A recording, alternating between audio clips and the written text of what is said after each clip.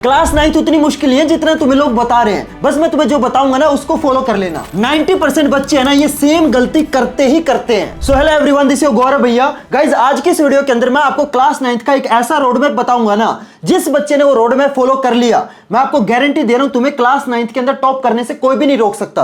क्योंकि आज की इस वीडियो के अंदर मैं आपको जो रोड मैप बताऊंगा वो मैं आपको स्टेप वाइज और साथ में आपको सब्जेक्ट वाइज बताने वाला हूं। तो प्लीज आप मेरे को ना पहले तो जल्दी से प्रॉमिस कर दो कमेंट सेक्शन के अंदर कि यस भैया आप इस वीडियो के अंदर जितनी चीजें बताओगे ना सारी की सारी चीजें मैं फॉलो करूंगा या फॉलो करूंगी। क्योंकि इस वीडियो के अंदर मैं आपको जो स्ट्रेटजी बताऊंगा ना वो सेम स्ट्रेटजी मैंने अपनी क्लास 9 के अंदर फॉलो करी थी और क्लास 9 के अंदर मैंने खुद 100 में से 100% स्कोर करे हुए हैं। क्लास 9 के अंदर मेरे 100% आए हुए हैं, क्लास 10th के अंदर 100% आए हुए हैं, क्लास 12th के अंदर थोड़े से कम आ गए थे, क्लास 12th में मेरे 98.6% आए थे।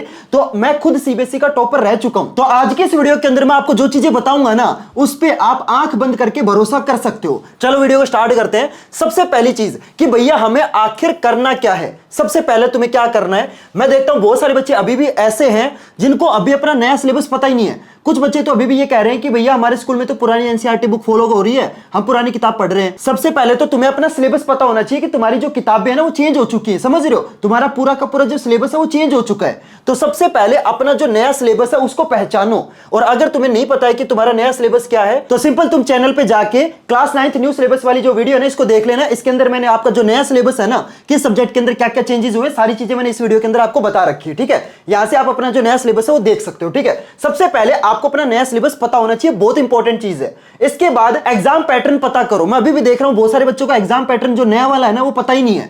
यार देखो 8th क्लास में क्या होता था कि भाई तुम्हारे जो एनसीईआरटी क्वेश्चन है ना वो डिक्टो तुम्हारे फाइनल पेपर में आ जाते थे, लेकिन क्लास 9 में ऐसा नहीं होगा। क्लास 9 के अंदर तुम्हारे एनसीईआरटी बेस्ड क्वेश्चन आएंगे जिसके अंदर तुम्हें अपने कंसेप्ट को अच्छे से समझना पड़ेगा, जिसके लिए तुम्हें नया जो एग्जाम पैटर्न है ना वो पता होना चाहिए। तो अगर तुम्हें अभी तक एग्जाम पैटर्न पता नहीं है तो टेंशन मत लो, इस चैनल के ऊपर अगली वीडियो के अंदर है ना जो आपका नया वाला जो एग्जाम पैटर्न है वो मैं आपको बता दूंगा। तो आपको कुछ नहीं करना, चैनल को सब्सक्राइब करना है ताकि जब मैं आपको अगली वीडियो में नया एग्जाम पैटर्न बताऊं ना तो आपको पता चल जाए। ठीक है, अगली चीज है don't skip school classes. Yes देखो यार क्लास 9 है ना तुम्हारी फाउंडेशन क्लास होती है, यहां से आपका ना बेस बनता है। अगर तुम अभी से एब्सेंट हो गए, अभी से मतलब क्लासेस मिस करोगे ना, मैं आपको सच बता रहा हूं क्लास 10th के अंदर है ना तुम्हें बहुत ज्यादा प्रॉब्लम होने वाली है। तो प्लीज क्लास 9 को ना क्लास 10th से ज्यादा सीरियस लेना है। जिस बच्चे की क्लास 9 वीक रह जाती है ना वो क्लास 10th और क्लास 11th के अंदर वो बच्चा रोता है। मैं तुम्हें सच्चाई बता रहा हूं।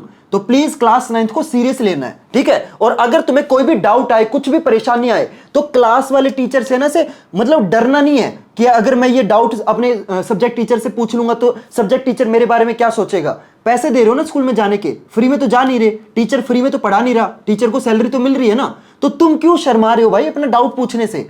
अगर तुम्हें बेसिक से बेसिक डाउट भी आता है ना पूछो भाई, तुमने पैसे दिए हैं। तो जब भी तुम्हें डाउट आए ना अपना जो डाउट है या तो सेम डे या फिर अगले दिन जरूर पूछना है। अगर तुम्हारा डाउट पुराना हो गया या फिर तुम अपना डाउट पूछने में लेट हो गए या तुमने अपना डाउट नहीं पूछा ना तो इसमें सिर्फ तुम्हारा नुकसान है, मेरा नुकसान नहीं है। मैं तुम्हें एज ए बड़ा भाई तुम्हें बता रहा हूं, सच्चाई बता रहा हूं, क्योंकि मैंने हर साल बहुत सारे बच्चे ये सेम गलती करते हुए देखे हैं कि वो ना टीचर से डरते हैं। डरना नहीं है, समझ गए, तुम मेरे स्टूडेंट हो, डरना तो है ही नहीं, चाहे कुछ भी हो जाए डरना नहीं है। क्लियर। अब मैं तुम्हें ना सब्जेक्ट वाइज बताता हूं कि तुम्हें किस सब्जेक्ट में क्या क्या अप्रोच रखनी है। सबसे पहले आता है तुम्हारा साइंस। साइंस के अंदर है ना शॉर्ट नोट्स बना लेना बहुत जरूरी है। मैं देखता हूं बहुत सारे बच्चे क्या सोचते हैं सिर्फ एनसीईआरटी पढ़ लेंगे भैया काम चल जाएगा। नहीं, एग्जाम टाइम में ना तुम्हारे पास इतना टाइम नहीं होगा कि तुम पूरी एनसीईआरटी दोबारा से पढ़ोगे। रिवीजन करने के लिए जो तुम्हारे शॉर्ट नोट्स है ना यही तुम्हारे काम आएंगे, समझ रहे हो। तो शॉर्ट नोट्स अभी से बनाना शुरू कर देना। जैसे ही जो चैप्टर तुम्हारे स्कूल में पढ़ाया जाए घर पे आके उसके नोट्स बना लेना। और अगर तुम्हारे पास इतना टाइम नहीं है कि भैया नोट्स तो मेरे को बनाने नहीं आते, टेंशन मत लो, मैं तुम्हें ना इंडिया के जो सबसे बेस्ट नोट्स है ना वो मैं आपको इस चैनल पे फ्री में दे दूंगा। सिंपल चैनल को सब्सक्राइब करके रखना ताकि जब मैं आपको नोट्स प्रोवाइड करूं ना तो आपको पता चल जाए। ठीक है, तो सबसे पहली चीज साइंस के अंदर आपको क्या करना है, शॉर्ट नोट्स बनाना है। ठीक है, दूसरा एग्जाम के अंदर एक्टिविटी बेस्ड क्वेश्चन और जो तुम्हारी केमिस्ट्री के अंदर केमिकल रिएक्शन है ना ये आपकी बहुत जरूरी है। इन दो टॉपिक को ना बहुत सारे बच्चे इग्नोर करते हैं, वो सोचते हैं एक्टिविटी वाले क्वेश्चन तो क्या ही होते हैं, इजी होते हैं।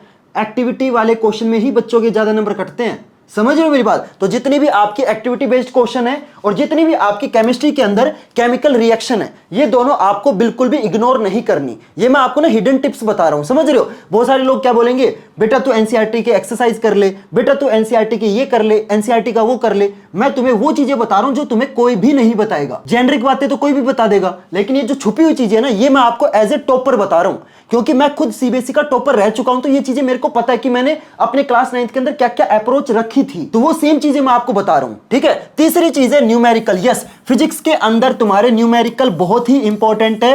न्यूमेरिकल की प्रैक्टिस जरूर कर लेना, और एनसीईआरटी के जितने भी आपके इंटेक्स्ट वाले न्यूमेरिकल है ना, वो जरूर करना।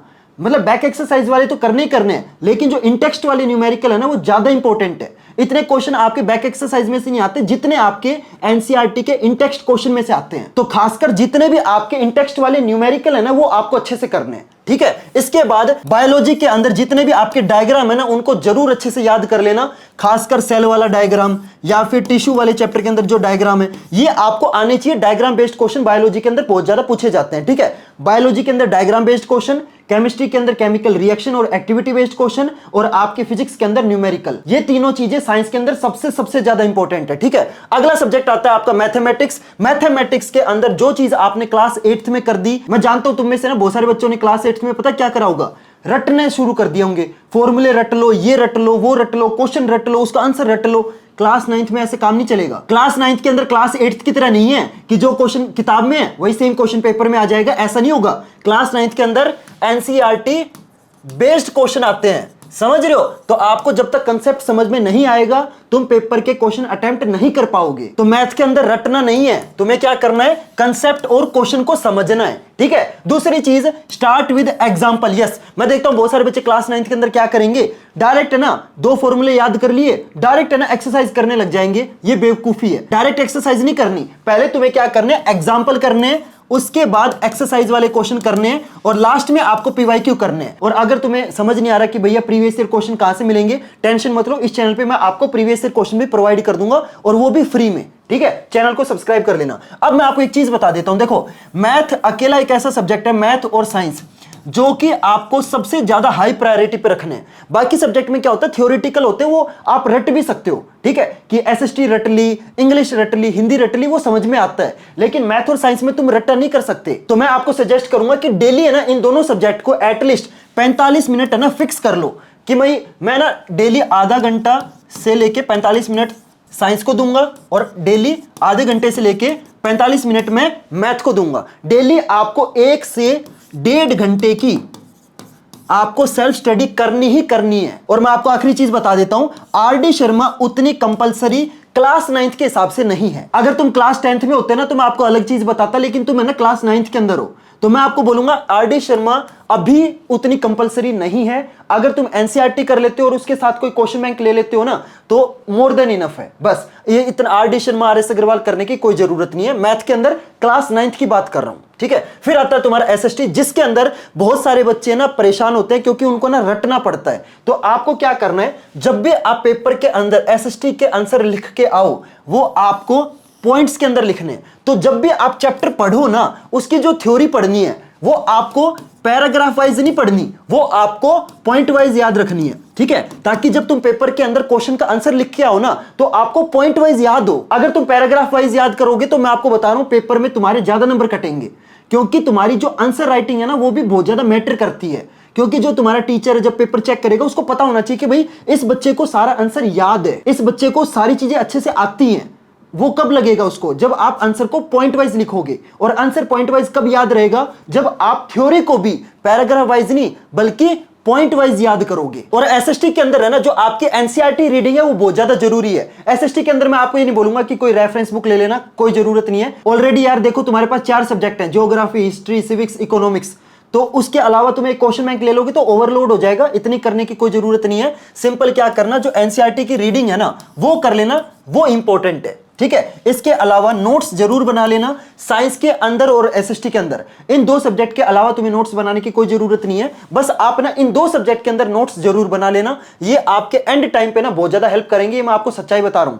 अभी तुम्हारी क्लास 9 शुरू हुई है, तो तुम चिल मोड में हो, लेकिन जब है ना पेपर 9th के सर पे आ जाएंगे ना, तब तुम्हारी हवा टाइट हो जाएगी। और वो टाइम है ना, मैंने बहुत सारे बच्चों को फेस करते हुए देखा है, इसलिए मैं आपको बता रहा हूं अभी से नोट्स बनाना शुरू कर देना, ठीक है। और लास्ट में एक और चीज बता दूं, सबसे ज्यादा बच्चों के जो नंबर कटते हैं ना एसएसटी के अंदर, वो आपके हिस्ट्री के अंदर कटते हैं। तो हिस्ट्री के अंदर जो फोकस है ना, वो स्टार्टिंग से ही रखना, ताकि तुम्हें जो हिस्ट्री है वो सही से समझ में आए, ठीक है। और आखिरी चीज है, इवेंट्स को विजुअलाइज करो। बहुत सारे बच्चे क्या करते हैं, एसएसटी को ना रटते हैं। याद करो कि महात्मा गांधी जी पहले यहां गए थे, यहां पे उन्होंने क्या करा था। अगर चीजों को विजुअलाइज ऐसे इमेजिन करके याद रखोगे ना, एक स्टोरी की तरह समझो भाई, कि पहले ये हुआ था, उसके बाद ये हुआ था, इसके बाद ये हुआ। अगर एक स्टोरी की तरह समझोगे ना, तो सारी चीजें आपको रटनी नहीं पड़ेंगी, बल्कि आपको ना एक स्टोरी की तरह समझ में आ जाएगा। तो आपको पता होगा कि पहले ये चीज हुई थी, इसके बाद ये चीज हुई थी। तो एसएसटी के अंदर है ना, चीजों को, इवेंट्स को विजुअलाइज करके याद करो, इमेजिन करके याद करो, ठीक है। इसके बाद अगला सब्जेक्ट आता है आपका इंग्लिश। इंग्लिश के अंदर बहुत सारे बच्चे क्या करते हैं,